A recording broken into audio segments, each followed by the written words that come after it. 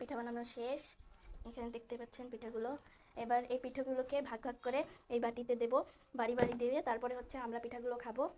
এবার পিঠাগুলো ভাগ করে নিই।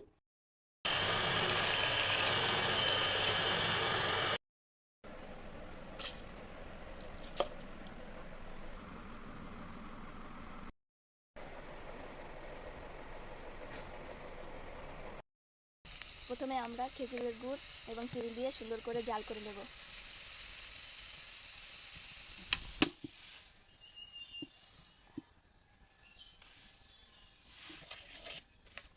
খেজুরের গুড় আর চিনি জাল দেওয়া হয়ে গেছে। এবার এটাকে নামিয়ে ফেলবো। এবার দুধটা চুলায় দিয়ে দিলাম।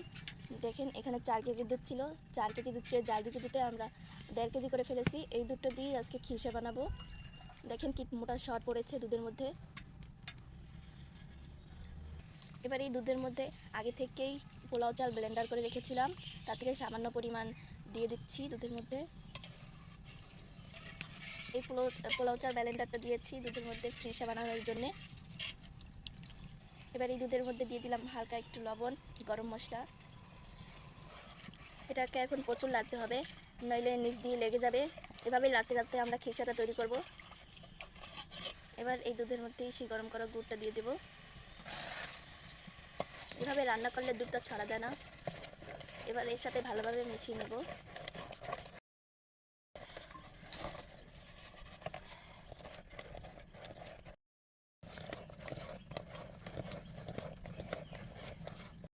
খিরসা বানানো। এবার খিরসাটাকে নামিয়ে ঠান্ডা করে নেব একটা বাটিতে বেড়ে দেবো। এবার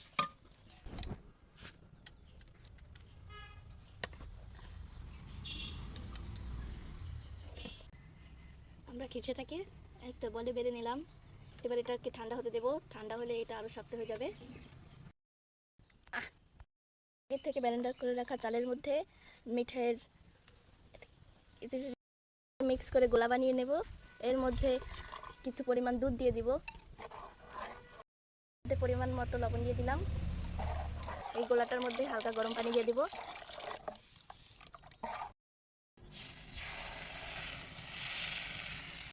এখানে একটু ময়দা গলিয়ে দিলাম চালের আটার মধ্যে।